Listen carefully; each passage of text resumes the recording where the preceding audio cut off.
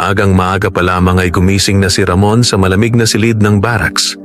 Tahimik ang paligid, tanging mahinang ugong ng electric fan at hilik ng ilan niyang kasamahan ang maririnig.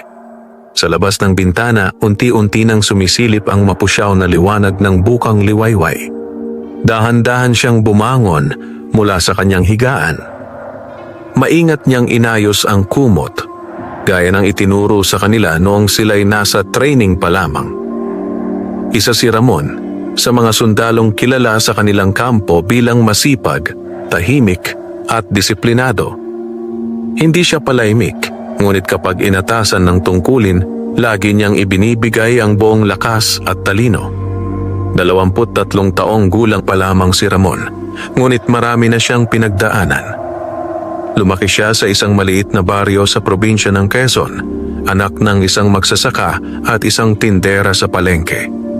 Bata pa lamang siya ay sanay na sa hirap ng buhay, pagsasaka sa umaga, pag-aaral sa hapon at pagtulong sa pamilya sa gabi. Pangarap niyang maging sundalo mula pa noong bata siya. Hindi dahil sa karangalan o kasikatan, kundi dahil nais niyang magsilbi at makatulong sa bayan. Nang makapasa siya sa pagsusulit at tanggapin sa serbisyo, labis ang tuwa ng kanyang mga magulang. Ngunit hindi niya akalaing ang kanyang unang malaking destino ay magdadala sa kanya sa isang lugar na puno ng hiwaga at panganib. Habang inaayos niya ang kanyang uniforme, biglang tumunog ang kampana sa labas. "Reve! Reve!" Mabilis na nagsitayuan ang mga sundalo. Naguunahan silang magsuot ng sapatos at sumunod sa utos. Ilang minuto lamang ay nakahanay na sila sa gitna ng kampo. Sa harap nila ay nakatayo si Kapitan Morales, isang veteranong opisyal na maraming beses nang nakaranas ng labanan sa iba't ibang bahagi ng bansa. Matipuno ang kanyang pangangatawan at matalim ang mga mata. "Tahimik!" sigaw ng kapitan. Agad na tumahimik ang lahat. "May bagong utos mula sa punong himpilan," wika niya. "May grupo ng mga sundalong ililipat sa Palawan sa kabundukan ng San Isidro." Nagbulungan ang ilan. "Palawan? Sa bundok? Malayong lugar yon, ha?" Tahimik lamang si Ramon, ngunit sa kanyang dibdib ay tila may kung anong kumabog. "Isa ka sa napili, Ramon Villanueva," biglang sambit ng kapitan. Napatingin si Ramon. "Sir, yes sir," sagot niya, sabay saludo. "Maghanda ka, bukas ng madaling araw ang alis ninyo," dagdag ng kapitan. "Sir, yes sir." Kinagabihan, habang nag-iimpake si Ramon ng kanyang mga gamit, hindi mawala sa kanyang isipan ang sinabi ng kapitan. Kaunti lamang ang alam niya tungkol sa kabundukan ng Palawan. Ang alam niya ay may mga liblib na baryo roon, makakapal na gubat at mga lugar na bihirang mapuntahan ng tao. Lumapit sa kanya ang kanyang matalik na kaibigan sa kampo na si Leo. "Uy Ramon," wika nito, "ikaw pala'y sa Palawan mapupunta." "Oo," sagot niya. "Ikaw?" "Sa Mindanao naman ako," sagot ni Leo. "Ingat ka ron ha, may mga kwento raw dyan." "Anong kwento?" tanong ni Ramon. Napakamot sa ulo si Leo. "Sabi-sabi lang naman, may mga nilalang daw sa bundok, mga tikbalang, duwende, kung ano-ano."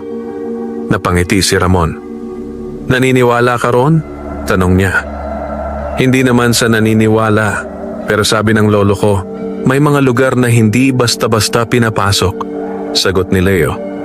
Hindi na lamang nagsalita si Ramon. Sa loob-loob niya, hindi siya naniniwala sa mga ganitong kwento. Para sa kanya, gawa-gawa lamang iyon ng mga matatanda upang takutin ang mga bata. Ngunit hindi niya alam na malapit na niyang maranasan ang hiwagang hindi kayang ipaliwanag ng siyensya. Madaling araw ng sumunod na araw, umalis ang kanilang grupo sakay ng isang military truck patungong pier. Mula roon ay sumakay sila sa barko patungong Palawan. Mahaba ang biyahe. Habang nakaupo sa gilid ng barko, pinagmamasdan ni Ramon ang malawak na dagat.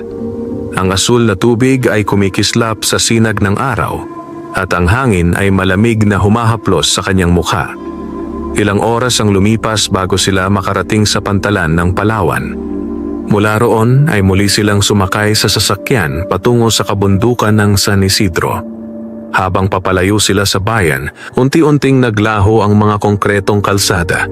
Napalitan ito ng mabatong daan, putik at makakapal na puno. Nagsimulang maging madilim ang paligid kahit tanghali pa lamang. Parang ibang mundo, bulong ng isa sa mga sundalo. Tahimik lamang si Ramon. Ngunit ramdam niya ang kakaibang bigat sa hangin. Para bang may nagmamasid sa kanila. Pagdating nila sa kanilang destinasyon, sinalubong sila ng isang maliit na kampo na gawa sa kahoy at yero. Napapalibutan ito ng matataas na puno at makakapal na damo. Lumapit sa kanila ang isang matandang opisyal. Ako si Teniente Herrera. Pakilala nito. Ako ang namamahala rito. Nagbigay ito ng maikling oryentasyon tungkol sa kanilang tungkulin. Magbantay laban sa mga ilegal na gawain, tulungan ang mga lokal na residente at siguraduhing ligtas ang lugar. Ngunit may isang babala ang tenyente na ikinagulat ni Ramon. May mga bahagi ng gubat na bawal pasukin, wika nito. Lalo na ang may lumang punong balete sa hilaga. Bakit po, sir? Tanong ng isang sundalo. Sandaling natahimik ang tenyente. Delikado, may niyang sagot. Kinagabihan, habang nagpapahinga si Ramon sa kanyang higaan, naririnig niya ang mga tunog ng gubat. Huni ng mga ibon, hiyaw ng mga insekto, at kung minsan ay parang yabag ng malalaking paa. Hindi siya makatulog. Bumangon siya at lumabas ng barracks. Tahimik ang paligid. Maliwanag ang buwan at ang liwanag nito ay tumatama sa mga dahon ng puno. Habang naglalakad siya malapit sa gilid ng kampo, may narinig siyang kakaibang tunog. Parang halakhak, mababa, malalim, at hindi pangkaraniwan. Napahinto siya. May tao ba dyan? Sigaw niya. Walang sumagot. Ngunit bigla niyang nakita sa di kalayuan ang isang anino. Matangkad, payat at tila may ulo ng kabayo. Napatigil ang kanyang paghinga. Kumikilos ang anino, dahan-dahan, papasok sa gubat. Sinundan niya ito ng tingin, nanginginig ang kanyang mga kamay. Imposible! Bulong niya. Ngunit bago pa siya makagalaw, biglang naglaho ang anino sa dilim. Naiwan si Ramon na tulala, pawisan at kinakabahan. Sa gabing iyon, unang beses niyang naramdaman na may mga bagay sa kabundukan ng Palawan na hindi kayang ipaliwanag ng kanyang isipan. At iyon pa lamang ang simula ng kanyang pakikipagsapalaran. Hindi agad nakatulog si Ramon matapos ang kanyang nakita noong gabing iyon. Paulit-ulit sa kanyang isipan ang anyo ng aninong may ulo ng kabayo. Matangkad, payat, at tila hindi tao. Pilit niyang ipinapaliwanag sa sarili na baka ito'y ilusyon lamang, bunga ng pagod at kakulangan sa tulog. Ngunit sa kaibuturan ng kanyang dibdib, alam niyang may kakaiba siyang nasaksihan. Madaling araw nang siya'y tuluyang makatulog at nang magising ay tila mabigat ang kanyang ulo. "Bangon na, Ramon!" Narinig niya ang boses ni Corporal Mendez. "May patrol tayo mamaya." Agad siyang bumangon at inayos ang sarili. Sa salamin ng barracks, napansin niyang may bahagyang pamumutla ang kanyang mukha. "Okay ka lang ba?" tanong ni Mendez habang nagsusuot ng helmet. "Oo," sagot ni Ramon. "Medyo puyat lang."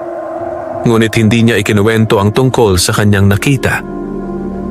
Matapos ang almusal, naghanda ang kanilang grupo para sa unang patrol sa paligid ng kampo. Pinangunahan sila ni Sergeant Cruz, isang veteranong sundalo na ilang taon nang nakadestino sa kabundukan.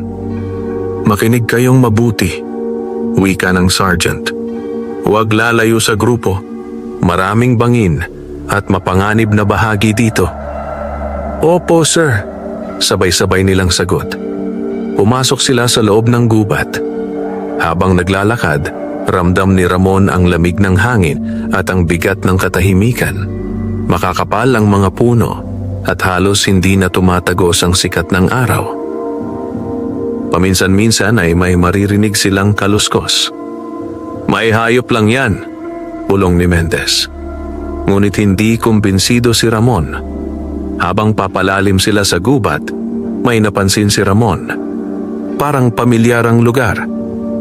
Ang mga punong balete, ang hugis ng mga bato, at ang tila liko ng daan. Lahat ay kahawig ng kanyang dinaanan noong gabi. Napalunok siya. "Ito yata yung lugar," bulong niya sa sarili. Bigla, huminto si Sergeant Cruz. "Tigil!" utos niya. Lahat ay napahinto. May nakita siyang bakas sa lupa. Malalaki. Mas malaki pa sa bakas ng kabayo. At parang paa ng tao, dagdag ng sergeant.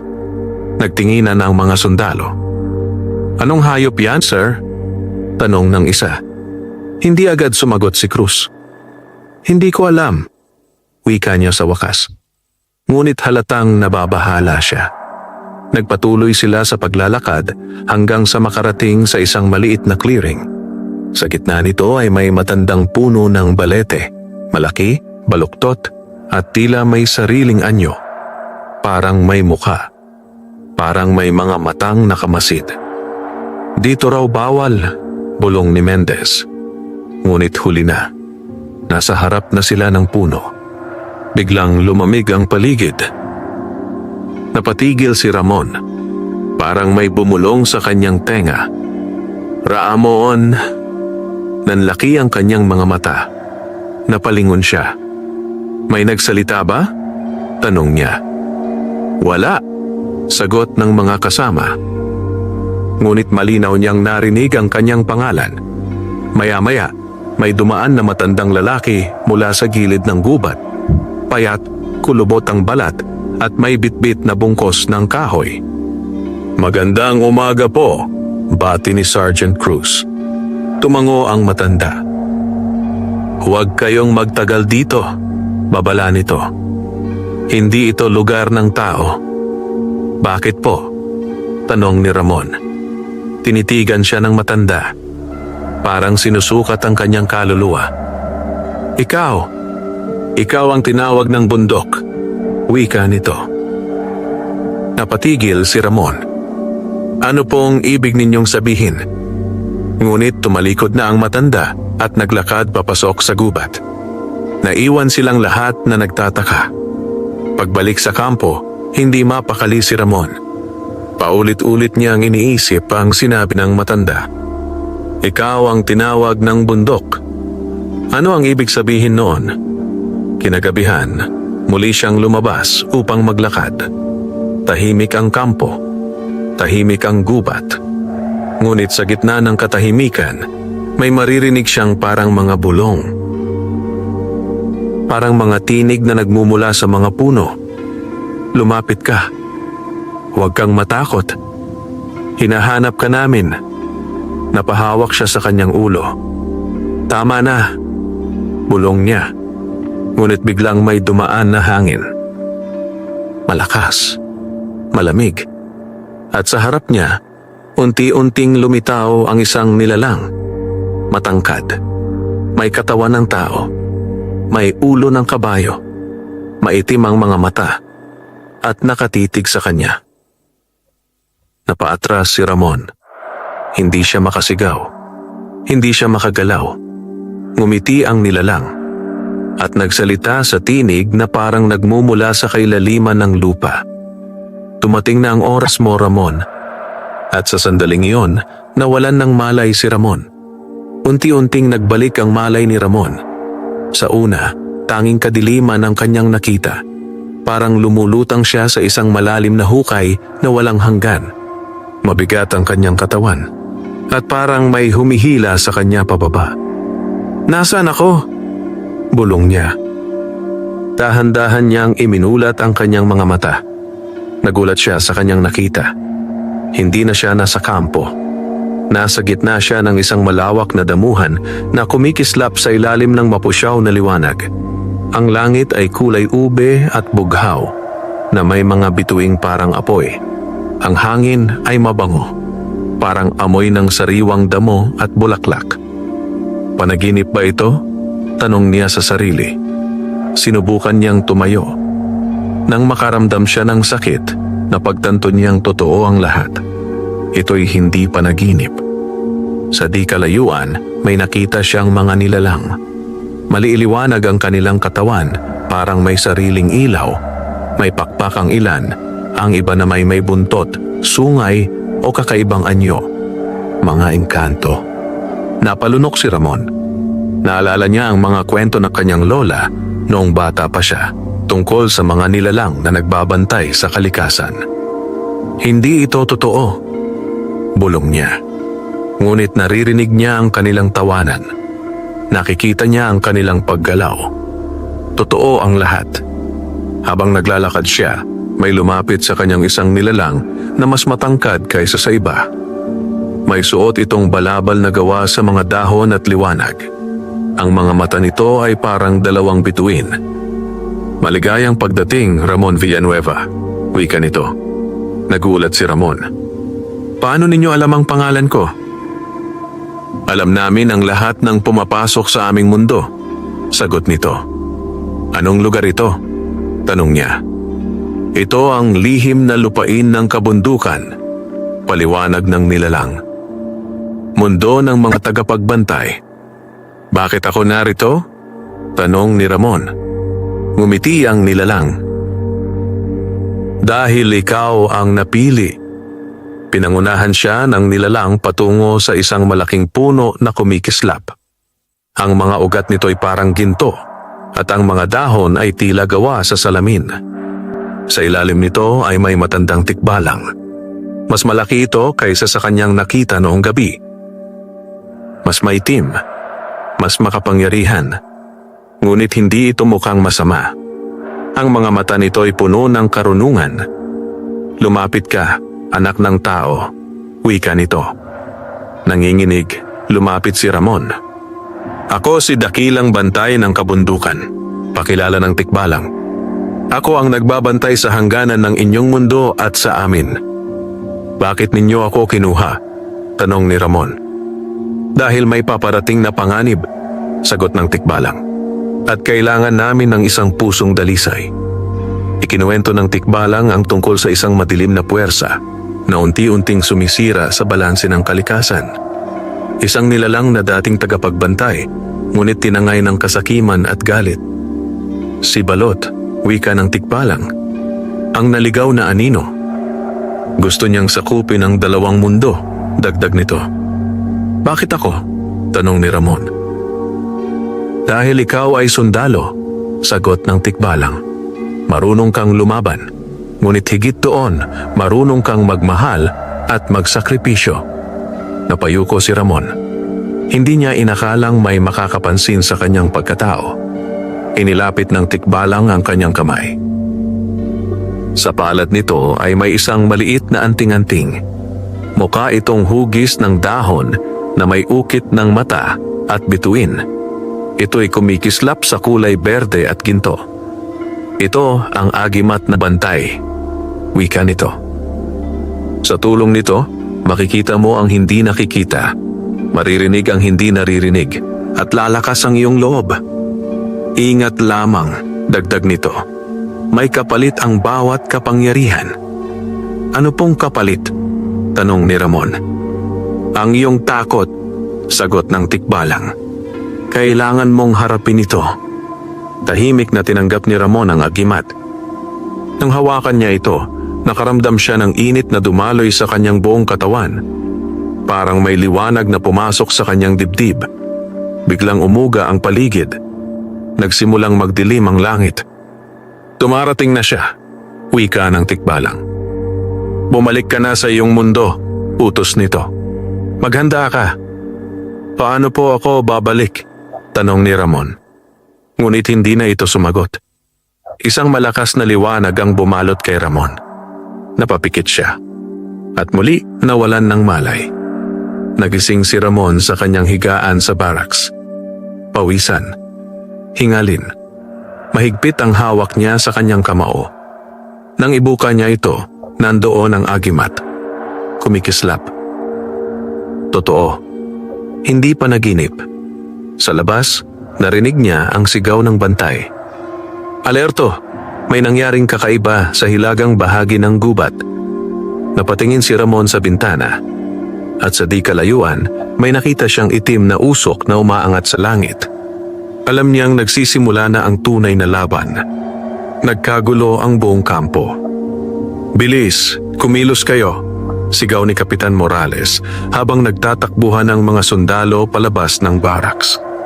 Mabilis na sinuot ni Ramon ang kanyang bota at kinuha ang kanyang rifle.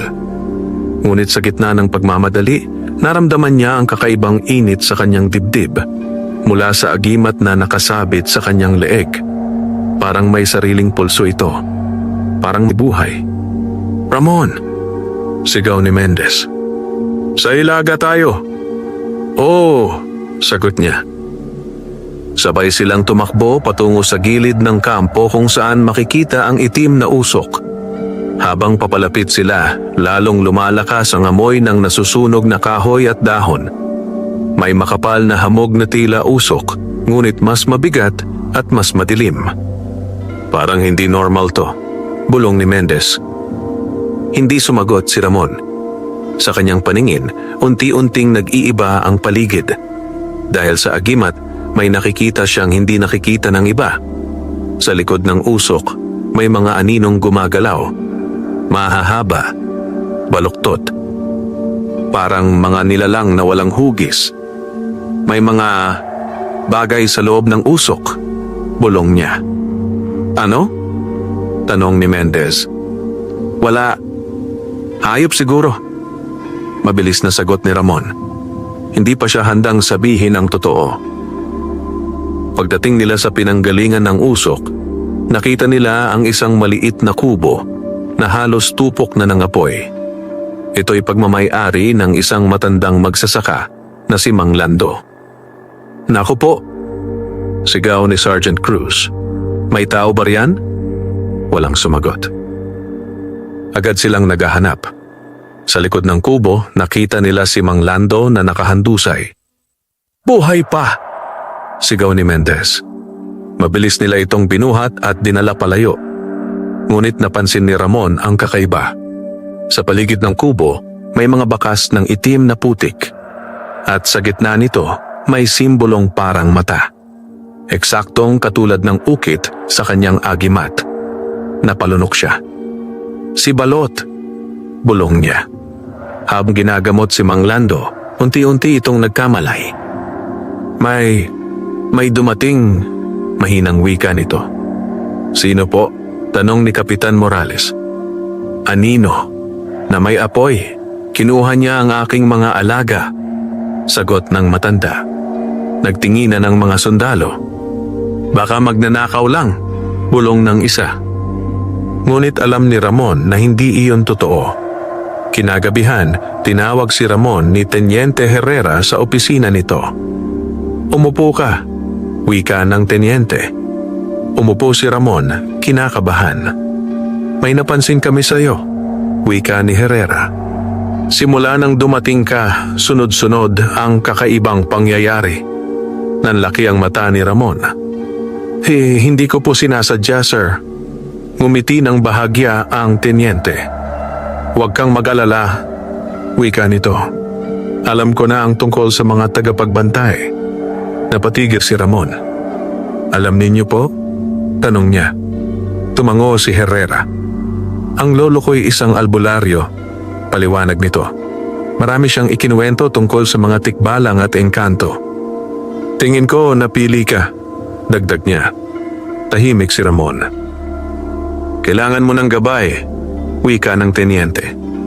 At may kilala akong makakatulong sa iyo. Sino po? Tanong ni Ramon.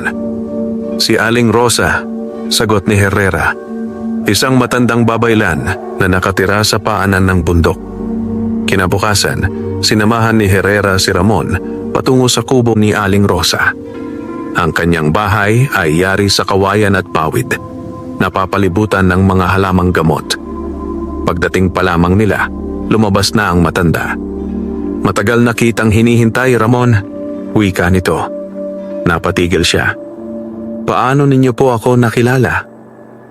Ngumiti si Aling Rosa. Amoy liwanag ka, iho, sagot nito. At amoy panganib. Pinapasok niya sila sa loob. Sa gitna ng kubo ay may altar na puno ng kandila, bato at anting-anting. Ipakita mo sa akin ang agimat mo, utos nito. Dahan-dahang inilabas ni Ramon ang agimat. Nang makita ito ni Aling Rosa, napasinghap siya. Agimat ng bantay, bulong niya. Ito'y bihirang ibigay. Ano po ang ibig sabihin? Tanong ni Ramon. Ipinatong ng matanda ang kanyang kamay sa balikat ni Ramon. Ibig sabihin, ikaw na ang unang tagapagtanggol ng bundok, wika nito. At ang unang haharap kay Balot. Sa labas, biglang kumulog at nagsimulang umulan ng malakas. Parang babala ng paparating na bagyo. Malakas ang ulan nang sila'y lumabas sa kubo ni Aling Rosa. Bumagsak ang mga patak sa lupa na parang maliliit na palakol at ang hangin ay tila may dalang babala. Tahimik na naglakad si Ramon sa tabi ni Teniente Herrera. Magulo ang kanyang isipan. Unang tagapagtanggol ng bundok. Paulit-ulit itong umuukil-kil sa kanyang utak. Sir, basag niya sa katahimikan. Handa po ba talaga ako para dito? Napatingin si Herrera sa kanya. Walang sino mang handa sa simula, sagot nito. Pero natututo ang tao kapag may ipinaglalaban. Pagbalik nila sa kampo, ipinatawag agad si Ramon ni Kapitan Morales. May mga ulat ng pagkawala ng ilang alagang hayop sa kalapit na baryo. May mga punong natutuyo kahit tag-ulan. May mga taong nagkakasakit ng walang malinaw na dahilan. May koneksyon yan, wika ni Herrera. Tahimik na nakinig si Ramon. Alam niyang unti-unting gumagalaw si Balot. Kinagabihan, bumalik si Ramon sa kubo ni Aling Rosa mag-isa. Ayon sa matanda, kailangan niyang matutunan kung paano gamitin ang agimat. Sa loob ng kubo, sinindihan ni Aling Rosa ang 3 kandila. Inilatag niya ang isang bilog na gawa sa asin at abo. Umupo ka sa gitna, utos nito. Sumunod si Ramon. Isara mo ang iyong mga mata, dagdag ng matanda, at pakinggan mo ang sarili mong hininga. Ginawa niya. Unti-unting naging malinaw ang lahat. Naririnig niya ang tibok ng kanyang puso, ang pag-ikot ng hangin, ang galaw ng lupa. Ngayon, wika ni Aling Rosa, hawakan mo ang agimat. Mahigpit niyang hinawakan ito. Biglang uminit ang paligid. Parang may apoy sa kanyang dibdib. Isipin mo ang iyong pinakamalaking takot. Utos ng matanda. Napalunok si Ramon. Sa kanyang isipan, lumitaw ang larawan ng kanyang mga magulang. Nagdurusa, walang tumutulong, nawawalan ng pag-asa. Nakita niya ang sarili, walang magawa, walang lakas, walang saysay. Hindi, bulong niya. Biglang nagdilim ang kanyang paningin. Parang nahulog siya sa kawalan. Nakita niya ang sarili sa isang bangin. Sa ibaba nito ay walang katapusang dilim. May tinig na bumulong. Tumalon ka. Wala kang silbi. Hindi mo sila maililigtas. Nanginginig si Ramon. Hindi totoo yan, sigaw niya. May silbi ako. Mahigpit niyang hinawakan ang agimat. Biglang sumiklab ang liwanag. Nabura ang dilim. At siya'y bumagsak sa lupa, hinihingal. Magaling, wika ni Aling Rosa. Napasa mo ang unang pagsubok. Anong nangyari po? Tanong ni Ramon. Tinanggap mo ang iyong takot, sagot nito. Hindi mo tinakbuhan. Ang agimat ay hindi nagbibigay ng lakas, paliwanag ng matanda. Pinapalabas nito ang lakas na nasa loob mo na. Tahimik na nakinig si Ramon. Ipinakita ni Aling Rosa ang iba pang kakayahan ng agimat. Kapag tahimik ang kanyang isip, nakikita niya ang mga bakas ng espiritu. Kapag taimtim ang kanyang dasal, Nakakaramdam siya ng babala bago dumating ang panganib. Kapag matatag ang kanyang loob, nagiging malinaw ang kanyang paningin kahit sa dilim. Ngunit may kapalit. Sa tuwing ginagamit niya ito ng labis, nangihina siya. Parang nauubos ang kanyang lakas. Alalahanin mo, wika ni Aling Rosa, hindi ka dapat magpadala sa kapangyarihan. Opo, sagot niya. Isang gabi, habang nagbabantay si Ramon sa hilagang bahagi ng kampo, biglang nagbago ang ihip ng hangin. Lumamig, nabigat, nagliyab ang agimat sa kanyang dibdib. Babala, may paparating. Sa di kalayuan, may nakita siyang mga aninong gumagapang sa lupa, parang usok na may hugis. Dahan-dahan siyang nagtaas ng baril.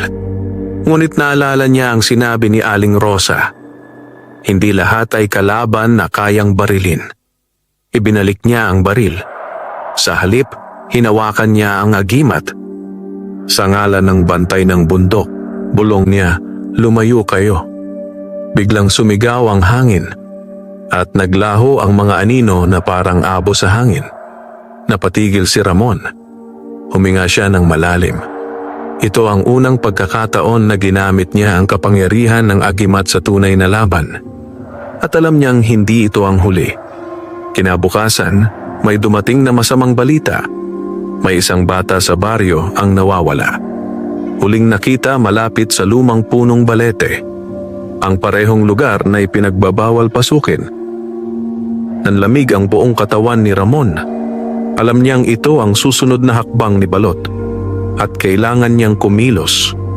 Nagtipon ang mga sundalo sa gitna ng kampo matapos dumating ang balita tungkol sa nawawalang bata. 4 na oras na siyang nawawala, wika ni Kapitan Morales. Huling nakita malapit sa lumang balete. Napabuntong hininga ang kapitan. Alam niyo ang patakaran, dagdag niya. Delikado ang lugar na yon. Ngunit bago pa siya makapagsalita muli, umusad si Ramon. Sir, wika niya, ako na po ang mangunguna. Nagulat ang lahat. Sigurado ka ba? Tanong ni Morales. Opo sir, matatag na sagot ni Ramon. May koneksyon po ito sa mga nangyayari. Napatingin si Herrera kay Ramon at tumango. Sasamahan kita, wika ng tenyente. Ngunit umiling si Ramon. Mas mabuti po kung mag-isa lang ako, sagot niya. Mas ligtas sila rito. Sandaling nag-isip ang kapitan. Sige, wika niya sa wakas. Pero may radio ka. Tumawag ka agad kung may problema. Opo, sir. Dala ang flashlight, kutsilyo at agimat. Pumasok si Ramon sa gubat habang papalubog ang araw. Habang palalim ang kanyang nilalakbay, lalong nagiging tahimik ang paligid. Walang ibon, walang kuliglig. Tanging yabag niya ang maririnig. Biglang uminit ang agimat. Parang may tumatawag. Malapit na, bulong niya. Maya-maya, narating niya ang clearing kung saan naroon ang balete. Mas malaki ito kaysa sa kanyang naalala. Ang mga ugat ay parang ahas na gumagapak sa lupa. Ang mga sanga ay tila mga kamay na gustong humila. May pulang liwanag sa paligid nito. Parang dugo. Napalunok si Ramon. Bata, sigaw niya. Naririto ka ba? Walang sagot. Ngunit may narinig siyang hikbi. Mahina. Parang umiiyak. Sinundan niya ang tunog. Sa likod ng puno, nakita niya ang isang batang lalaki na nakaupo sa lupa. May gasgas sa tuhod.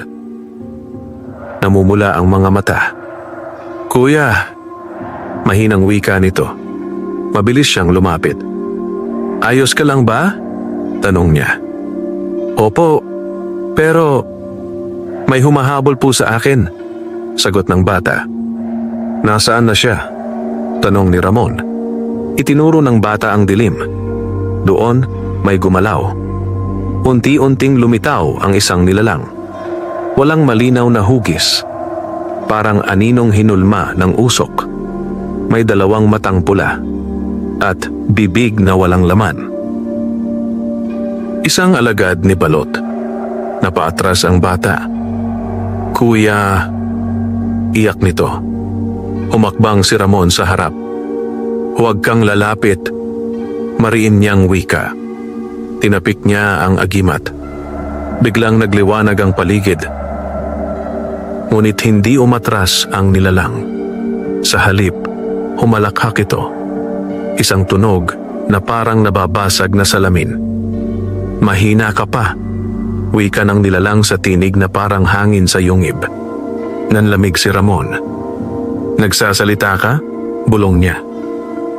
Marami pa akong kapatid, sagot nito. At paparating na ang aming Panginoon. Biglang sumugod ang anino. Mabilis na kumilos si Ramon. Inilayo niya ang bata at tumalon sa gilid. Sumalpok ang nilalang sa puno. Nayanig ang balete. Hinawakan ni Ramon ang agimat ng mahigpit. Aling Rosa, gabayan mo ako, bulong niya. Pumikit siya. Inalala ang kanyang pagsasanay. Ang kanyang pamilya. Ang kanyang dahilan. Pagmulat niya, nagliliyab na parang araw ang agimat. Itinaas niya ang kamay. Sa liwanag ng mga bantay, sigaw niya, bumalik ka sa dilim. Isang bugso ng liwanag ang lumabas mula sa agimat. Tumama ito sa nilalang. Napahiyaw ang anino. Unti-unti itong natunaw. Parang usok na tinangay ng hangin. Maya-maya, naglaho ito. Napaupo si Ramon sa lupa, hingalin. Nanginig ang kanyang mga kamay. Ngunit buhay ang bata. Salamat po, kuya, wika nito. Ngumiti siya. Uuwi na tayo, sagot niya. Habang naglalakad sila palabas ng gubat, biglang may bumulong sa hangin. Mabuti ang iyong simula, Ramon. Ngunit maiksi ang iyong oras. Nanlamig ang kanyang batok. Alam niya ang tinig. Si Balot. Sa malayo, may kumulog. At ang buwan ay natakpan ng ulap. Nagsisimula na ang mas malaking digmaan. Pagdating ni Ramon at ng bata sa kampo, sinalubong sila ng nag-aalalang mga magulang at ng mga sundalo. Nandito na ang anak ko, sigaw ng ina habang niyayakap ang bata. Napangiti si Ramon kahit ramdam pa rin niya ang panghihina ng katawan. Salamat, Ramon, wika ni Kapitan Morales. Kung hindi dahil sa'yo, ginawa ko lang po ang tungkulin ko, sir, sagot niya. Ngunit alam ng lahat na higit pa roon ang kanyang ginawa. Kinagabihan, muling ipinatawag si Ramon ni Herrera at Aling Rosa. May kakaibang lungkot sa mukha ng matanda. Mas mabilis kaysa sa inaasahan ang paggalaw ni Balot, wika nito. Bakit po? Tanong ni Ramon. Dahil may nagbukas ng daan para sa kanya, sagot ni Aling Rosa. Napatigil si Ramon. Sino po? Huminga ng malalim ang matanda. Isang taong dating tagapagtanggol din, sagot nito. Isang tao. Ikinuwento ni Aling Rosa ang nakaraan. Maraming taon na ang nakalipas. May isang sundalo ring naitalaga sa kabundukan. Ang pangalan niya ay Elias. Katulad ni Ramon, siya ay matapang, tapat, at minahal ng mga tao. Pinagkalooban din siya ng agimat. Ngunit tumating ang panahon na namatay ang kanyang pamilya sa isang trahedya, isang sunog na hindi na ipaliwanag. Nawala ang kanyang pananampalataya. Nagalit siya sa mundo at sa mga tagapagbantay. Sinisi niya ang mga espiritu, wika ni Aling Rosa, dahil hindi raw nila iniligtas ang kanyang mahal sa buhay. Sa galit at lungkot, sinubukan ni Elias na angkinin ang kapangyarihan ng mga bantay. Doon siya nahulog sa kadiliman, at siya ang naging balot. Siya, dati ring sundalo? Tanong ni Ramon. Oo, sagot ni Herrera. Kaya alam niya ang galaw ninyo, ang sistema, ang kahinaan. Nanikip ang dibdib ni Ramon. Pwede pa po ba siyang iligtas? Tanong niya. Tahimik ang lahat. Sa wakas, nagsalita si Aling Rosa. Kung may natira pang liwanag sa puso niya, oo, Kinagabihan, nagising si Ramon sa isang panaginip. Nasa gitna siya ng isang nasusunog na baryo. May mga taong sumisigaw. May batang umiiyak. Sa gitna ng apoy, may isang lalaking nakaluhod. Duguan. Wasak ang uniforme. Si Elias. "Bakit mo ako iniwan?" Sigaw nito. "Hinda ko ang..." Sagot ni Ramon, nanginginig. Ngunit biglang nagbago ang anyo ni Elias. Naging anino. Naging halimaw. "Ako ang magiging iyong wakas." Sigaw nito. Nagising si Ramon na pawis, hingalin, nanginginig. Hinawakan niya ang agimat. "Babala ba ito?" Bulong niya. Biglang umilaw ang agimat. At sa liwanag nito, may nakita siyang larawan. Isang lihim na kuweba sa bundok. May markang parang mata sa bato. Pareho ng simbolo sa kanyang agimat. Doon siya. Bulong niya.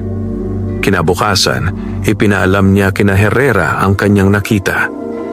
Kuweba sa silangan, wika niya. Malapit sa bangin, dagdag ni Aling Rosa. Doon nagtatago si Balot. Nagpatawag ng pagpupulong si Kapitan Morales. Ngunit bago pa siya makapag-utos, nagsalita si Ramon. "Sir," wika niya, "kailangan ko pong pumunta roon." "Delikado yon," sagot ng kapitan. "Opo," tugon ni Ramon. "Pero ako lang ang may agimat." Sandaling nag-isip si Morales. "Sasama ako," wika ni Mendez. "Hindi," sagot ni Ramon. "Kailangan niyo ang kampo." Tahimik ang lahat. Sa huli, tumango ang kapitan. "May tiwala kami sa iyo," wika niya. Bago umalis, tinalaw ni Ramon ang kubo ni Aling Rosa. Inabot nito ang isang maliit na supot. Abo ng banal na kahoy. Paliwanag nito. "Proteksyon." "Salamat po," wika ni Ramon. "Iho," dagdag ng matanda, "huwag mong hayaang galit ang gumabay sa iyo." "Opo," sagot niya. Mag-isa, sinimulan ni Ramon ang paglalakbay patungo sa kuweba. Habang naglalakad, dumidilim ang langit. Parang may paparating na bagyo. Sa malayo, may kulog. At sa hangin, may boses na pabulong. "Halika na, Ramon. Hinihintay kita." At alam niyang hindi na siya makakabalik bilang dating Ramon. Mabagal na umusad si Ramon sa makitid na daan patungo sa silangang bahagi ng kabundukan. Sa bawat hakbang, tila bumibigat ang hangin. Ang mga puno ay nagiging mas siksik at ang liwanag ng araw ay halos hindi na makapasok. Tahimik ang paligid. Masyadong tahimik. Parang pinigil ng kalikasan ang hininga nito. Hinawakan ni Ramon ang kanyang agimat. Patuloy itong umiinit. Palatandaan na malapit na siya sa pinanggagalingan ng kadiliman. Maya-maya, narating niya ang gilid ng isang malalim na bangin. Sa kabilang panig, nakatago sa likod ng mga gumagapang na baging, naroon ang bunganga ng kuweba. Parang bibig ng halimaw. Nakahanga. Nakahihindik. "Dito na," bulong niya. Huminga siya ng malalim at tumalon sa makitid na tulay na gawa sa lumang kahoy at lupid. Sa bawat yapak, umuuga ito. Ngunit hindi siya umatras. Pagpasok niya sa kuweba, sinalubong siya ng malamig at mamasa-masang hangin. May amoy ng lupa at bulok na dahon. Ginamit niya ang flashlight. Ngunit laking gulat niya nang mapansin na humihina ang ilaw nito habang papalalim siya. Parang sinisipsip ng kuweba ang liwanag. Sa halip, ang agimat ang nagsimulang lumiwanag. Sa mga pader ng kuweba may mga ukit, mga muka, mga kamay, mga matang umiiyak, parang mga kaluluwang nakakulong sa bato. Napahinto si Ramon. "Ano to?" bulong niya. Biglang may narinig siyang iyak. Mahina. Puno ng dalamhati. Sinundan niya ang tunog. Sa gitna ng kuweba, may isang malawak na silid. At sa gitna nito, May hukay na naglalabas ng itim na usok. Sa paligid ng hukay, may mga aninong paikot-ikot. Mga kaluluwang bihag, nakatali sa kadiliman. At sa ibabaw ng bato, nakaupo ang isang nilalang. Isang lalaking balot ng itim na usok. May dating uniforme ng sundalo. Wasak. Kupas. Si Elias. Si Balot. Sa wakas, wika ni Balot. Ang kanyang tinig ay halo ng galit at lungkot. Dumating ka rin, Ramon. Humakbang si Ramon. Elias, wika niya. Hindi mo kailangang gawin ito. Napatawa si Balot. Hindi ko kailangang? Sigaw nito. Nakita mo ba ang nakita ko? Narinig mo ba ang sigaw ng pamilya ko? Nanikip ang dibdib ni Ramon. Pasensya na, wika niya. Pero hindi mo kailangang idamay ang iba. Wala na akong pakialam sa iba, sigaw ni Balot. Biglang umangat ang mga anino. Umiikot sa paligid ni Ramon. Sumama ka sa akin, wika ni Balot. May kapangyarihan tayo, kaya nating baguhin ang mundo. Umiling si Ramon. Hindi sa paraan mo. Itinaas niya ang agimat. Biglang nagliwanag ang kuweba. Napatras ang mga anino. Ngunit ngumisi si Balot. Masyado ka pang mahina, wika nito. Ibinuka niya ang kanyang kamay. Mula sa hukay, may sumabog na itim na enerhiya. Tinamaan si Ramon. Tumilapon siya sa pader. Napasigaw siya sa sakit. Pilit siyang tumayo. Dumudugo ang kanyang noo. Nanginginig ang kanyang tuhod. Ngunit hindi siya sumuko. Hindi pa tapos. Bulong niya. Naalala niya ang kanyang pamilya. Ang mga taong kanyang tinulungan. Ang batang iniligtas niya. Muling nagliyab ang agimat. Biglang nagbago ang paligid. Parang napunta sila sa isang alaala. Isang baryong nasusunog. Isang batang umiiyak. Isang lalaking sumisigaw. Si Elias. Lumapit si Ramon. Huli na ang lahat, wika ni Elias. Hindi pa, sagot ni Ramon. Habang may humihinga, may pag-asa. Hinawakan niya ang kamay ni Elias. Biglang umagos ang liwanag mula sa agimat. Napahiyaw si Balot. Hindi! Sigaw nito. Nagbitak ang lupa. Nayanig ang kuweba. Nagsimulang bumagsak ang mga bato. Umalis ka! Sigaw ni Elias sa tunay niyang tinig. Habang kaya ko pang pigilan, nagulat si Ramon. Pero, ngayon na, sigaw nito. Nagdalawang isip si Ramon. Ngunit tumakbo siya palabas. Habang tumatakbo, naririnig niya ang sigaw ni Elias. Halo ng sakit at pagsisisi. Paglabas niya ng kuweba, isang malakas na pagsabog ang sumunod. Kumuho ang bunganga ng kuweba. Nababalot ng alikabok ang paligid. Napatigil si Ramon. Lumuhod siya. Elias! Bulong niya. Tahimik ang bundok. Parang nagluksa. Ngunit sa dibdib niya, umiinit pa rin ang agimat. Parang nagsasabing, hindi pa tapos ang laban. Mabagal na bumalik si Ramon sa kampo habang papalubog ang araw. Pagod ang kanyang katawan, sugatan ang noo at mabigat ang kanyang dibdib. Sa likuran niya, nananatiling tahimik ang bundok. Ngunit alam niyang ang katahimikang iyon ay pansamantala lamang. Parang humihinga pa rin ang kadiliman sa ilalim ng lupa. Pagdating niya sa kampo, sinalubong siya ni Herrera, Mendez at Kapitan Morales. Ramon! Sigaw ni Mendez. Akala namin, buhay pa ako, sagot ni Ramon, pilit nang umiti. Ngunit napansin agad ni Herrera ang kanyang sugat.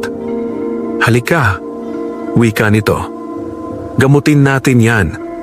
Habang nililinis ang sugat, ikinuwento ni Ramon ang nangyari sa kuweba. Walang nagsalita. Lahat ay tahimik na nakinig. Akala ko tapos na, wika ni Morales. Pero sabi mo, hindi pa. Tumango si Ramon. May natira pa po sa kanya, sagot niya. Parang binhi ng kadiliman. Napabuntong hininga si Aling Rosa na dumating ng gabing iyon. Ang ganitong kasamaan, wika niya, hindi basta nawawala. Kailangan itong tuluyang iselyo. Paano po? Tanong ni Ramon. Tumingin ang matanda sa agimat. Sa huling ritual, sagot nito. Kinabukasan, nagtipon sila sa ilalim ng lumang balete. Ang paligid ay nilinis. Naglatag si Aling Rosa ng mga dahon, asin at bato. Nagpaikot siya ng usok mula sa nasusunog na damo. Ito ang selyo ng bantay, paliwanag niya.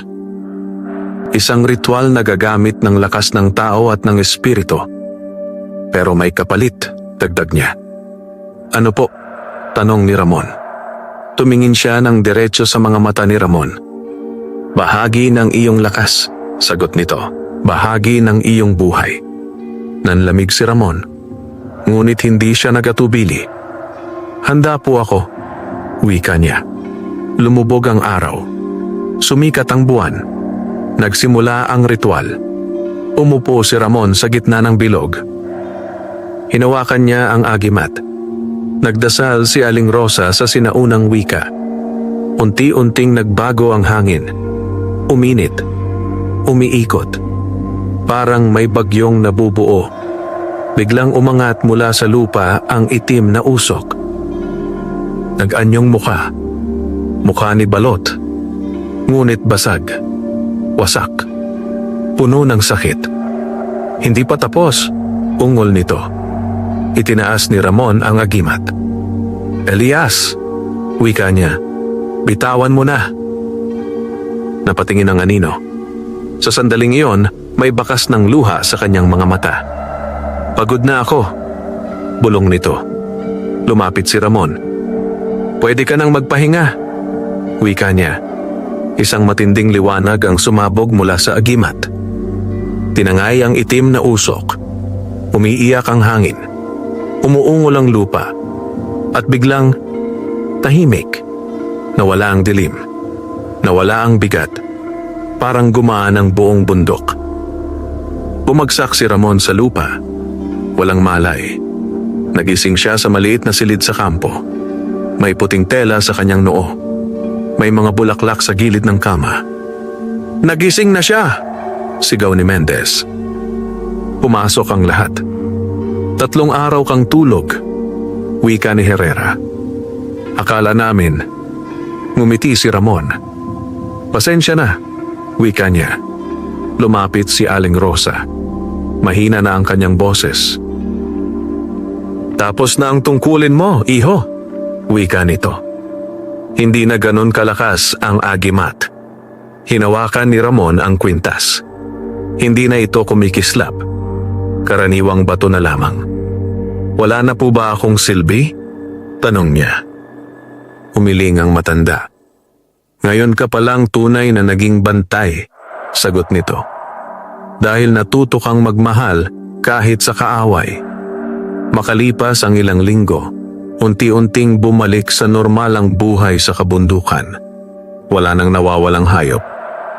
Wala nang kakaibang sakit. Mas masigla ang mga tao. Ngunit sa puso ni Ramon, alam niyang may isang huling kabanata pa. Isang huling pagsubok. Isang huling paalam. Muling sumikat ang araw sa kabundukan ng Palawan na tila mas maliwanag kaysa dati. Ang hangin ay sariwa. Ang mga puno ay muling nagkaroon ng sigla. Ang mga ibon ay nagbalik sa kanilang mga pugad. Para bang gumaling ang sugat ng kalikasan. At sa gitna ng lahat ng iyon, naroon si Ramon. Tahimik na nagmamasid mula sa maliit na burol sa likod ng kampo. Wala na ang dating kinang ng kanyang agimat. Isa na lamang itong simpleng palamuting bato. Ngunit para sa kanya, mas mahalaga pa ito kaysa sa ginto. Dahil sumisimbolo ito ng kanyang pinagdaanan. Isang umaga, ipinatawag si Ramon ni Kapitan Morales. May balita ako sa iyo, wika ng kapitan. Inaalok ka ng promosyon, dagdag nito. At ililipat ka sa mas malaking kampo sa lungsod. Nanlaki ang mata ni Ramon. Sir, ako po? Tanong niya.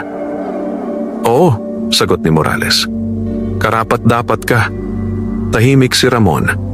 Ito ang pinangarap niya noon. Mas maayos na buhay. Mas ligtas na destino. Mas malapit sa pamilya. Ngunit nang tumingin siya sa bintana, nakita niya ang kabundukan, ang gubat, ang mga taong kanyang tinulungan. Pwede po bang pag-isipan ko muna? Tanong niya. Ngumiti ang kapitan. May 1 linggo ka, sagot nito. Lumapit si Ramon kay Aling Rosa sa huling pagkakataon. Nakahiga na ito sa duyan. Mahina na ang katawan. Iho, wika ng matanda. Alam ko na ang pasya mo. Hindi pa po ako sigurado, sagot niya. Ngumiti si Aling Rosa. Ang puso mo sigurado na, wika nito. Tungkol saan po? Tanong niya. Sa kung saan ka kailangan, sagot ng matanda. Kinagabihan, naglakad si Ramon sa gubat. Hindi na siya natatakot. Sa halip, parang tahanan na niya ito. Huminto siya sa ilalim ng lumang balete. Tahimik, payapa. Biglang umihip ang hangin at sa pagitan ng mga dahon, may lumitaw na anyo. Isang tikbalang, hindi nakakatakot, kundi marangal. Ito ang dakilang bantay. Salamat Ramon, wika nito. Natupad mo ang iyong tungkulin. Ano na po ang mangyayari ngayon? Tanong niya. May mga darating pang bantay, sagot ng tikbalang. Ngunit ikaw ang unang nagbalik ng balanse. Inaalok ka namin, dagdag nito, na maging tagapamagitan, tao at espiritu. Nag-isip si Ramon. Ano po ang ibig sabihin? Tanong niya. Mananatili kang sundalo, paliwanag nito.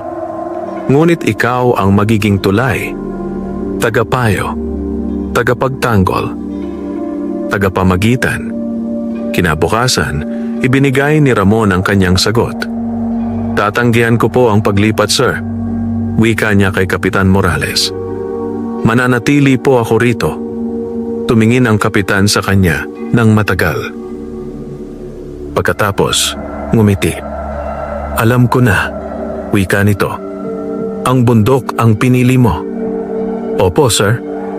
Makalipas ang ilang buwan, naging kilala si Ramon hindi lamang bilang sundalo, kundi bilang tagapangalaga ng kabundukan.